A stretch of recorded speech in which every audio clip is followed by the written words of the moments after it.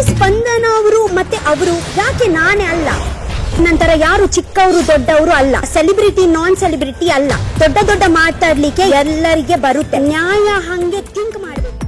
ಮಂಗಳೂರು ಚಟ್ಪಟ್ ಹುಡುಗಿ ಮನೆಯೊಳಗೆ ರೀ ಎಂಟ್ರಿ ಕೊಟ್ಟ ಕೂಡ್ಲೇನೆ ದೊಡ್ಡ ಜಗಳವನ್ನೇ ಶುರು ಮಾಡಿದ್ದಾರೆ. ಸುದೀಪ್ ಅವ್ರ ಹತ್ರ ಏನ್ ಹೇಳೋಗಿದ್ರು ಅದನ್ನ ಮನೆ ಮಂದಿಗೂ ಗ್ರಾಚಾರ ಬಿಡಿಸುವಂತ ಕೆಲಸ ಮಾಡಿದ್ದಾರೆ.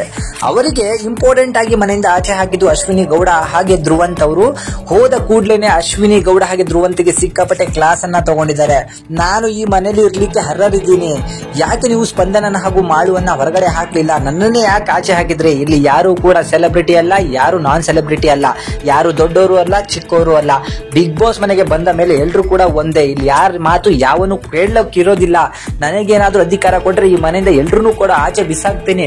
ನಾನ್ ಯಾಕೆ ಈ ಮನೇಲಿ ಇರಬಾರ್ದು ಅಂತ ಹೇಳಿ ನೀವು ಆಚೆ ಕಳ್ಸಿದ್ರಿ ಅಂತಾನು ಕೂಡ ದೊಡ್ಡ ದೊಡ್ಡದಾಗಿ ಆವಾಜ್ ಹಾಕಿದ್ದಾರೆ.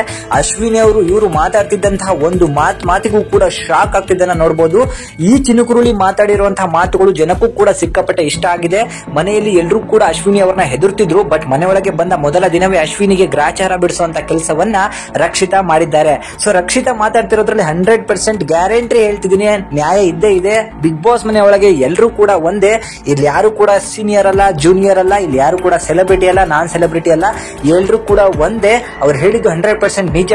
ಯಾವನು ಯಾರಿಗೂ ಕೂಡ ಹೊರಗೆ ಹಾಕೋ ಅಧಿಕಾರ ಇರೋದಿಲ್ಲ. ಅದನ್ನ ಏನಿದ್ರು ಕೂಡ ಜನ ನೋಡ್ಕೋತಾರೆ. ಬಟ್ ಆ ಸಮಯದಲ್ಲಿ ಯಾರೂ ಕೂಡ ಅವರಿಗೆ ಸ್ಟ್ಯಾಂಡ್ ತಗೊಳ್ಳದೆ ಮಾತನಾಡಿದಕ್ಕೆ ಇವತ್ತು ಸಿಕ್ಕಾಪಟ್ಟೆ ಕೋಪದಿಂದ ನಮ್ಮ ರಕ್ಷಿತಾ ಅವರು ಆವಾಜನ್ನ ಹಾಕಿದ್ದಾರೆ. ಇದಕ್ಕೆ ಸುದೀಪ್ ಅವರು ಕೂಡ ಧ್ವನಿಗೂಡಿಸಿದ್ದಾರೆ.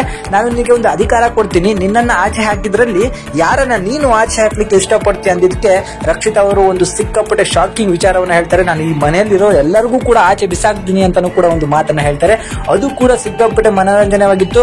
ಮತ್ತೆ ಅಷ್ಟೇ ಅಲ್ಲ, ಅಶ್ವಿನಿ ಅಷ್ಟೇ ಅಲ್ಲ, ಧ್ರುವಂತ್ ಅವರ ಹತ್ರನೂ ಹೋಗಿ ಹೇಳ್ತಾರೆ, ನೀನ್ ಯಾರು ನನಗೆ ಆಚೆ ಹಾಕ್ಲಿಕ್ಕೆ? ನಾನು ಮನೆ ಒಳಗೆ ಬಂದಿರೋದು ನನ್ನ ಯೋಗ್ಯತೆಯಿಂದನೇ ಹೊರತು ನಿಮ್ಮ ಯೋಗ್ಯತೆಯಿಂದ ಅಲ್ಲ.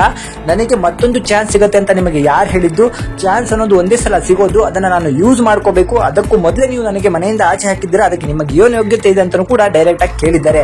ಮಾಡು ಹಾಗೆ ಸ್ಪಂದನಗೆ ಅಧಿಕಾರ ಇರ್ಲೇ ಇಲ್ಲ ಈ ಮನೇಲಿ ಇರಕ್ಕೆ, ಅವ್ರಿಗಿಂತ ನಾನೇ ಬೆಸ್ಟ್ ಅನ್ನೋದು ಡೈರೆಕ್ಟ್ ಆಗಿ ಎಲ್ಲರ ಮುಂದೆ ಹೇಳಿದ್ದಾರೆ. ಇದಕ್ಕೆಲ್ಲರೂ ಕೂಡ ಶಾಕ್ ಆಗಿ ನಿಂತಿದ್ದಾರೆ. ಈ ತರ ಕಂಟೆಸ್ಟೆಂಟ್ ಗಳು ಬಿಗ್ ಬಾಸ್ ಮನೆಗೆ ಬೇಕಿತ್ತು. ಅವರನ್ನ ತುಂಬಾ ಜನ ಮಿಸ್ ಮಾಡ್ಕೊಳ್ತಾ ಇದ್ರು. ನಾವು ಈ ಹಿಂದೆ ತಿಳಿಸಿದ್ವಿ ಅವರು ಮತ್ತೆ ಮನೆಗೆ ಬರ್ತಾರೆ ಅಂತ ಹೇಳಿ. ಅದರಂತೆ ಅವರು ಮನೆ ಒಳಗಡೆ ಬಂದಿದ್ದಾರೆ. ಹಾಗೆ ಎಲ್ಲರೂ ಕೂಡ 4 ಜನ ತಗೊಂಡಿದ್ದಾರೆ.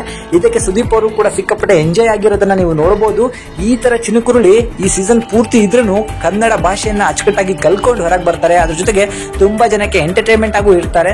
ಸೊ ಮಂಗಳೂರಿನ ಮೂಲದವರು ಇವರನ್ನ ತುಂಬಾ ಇಷ್ಟ ಪಡೋದ್ರಲ್ಲಿ ಡೌಟೇ ಇಲ್ಲ ಅಂತ ಹೇಳ್ಬೋದು. ಬಟ್ ಈ ಹುಡುಗಿಯ ಬಗ್ಗೆ ನಿಮಗೆ ಅನ್ಸುತ್ತೆ? ಅವರು ಮಾತನಾಡಿರುವಂತಹ ಧಾಟಿ ನಿಮಗೆ ಏನ್ ಅನ್ನಿಸ್ತು? ಅದನ್ನ ಕಮೆಂಟ್ ಮಾಡಿ. ಮಿಸ್ ಮಾಡದೆ ನಮ್ಮ ವಿಡಿಯೋಗೊಂದು ಲೈಕ್ ಅನ್ನ ಮಾಡಿ. Thank you.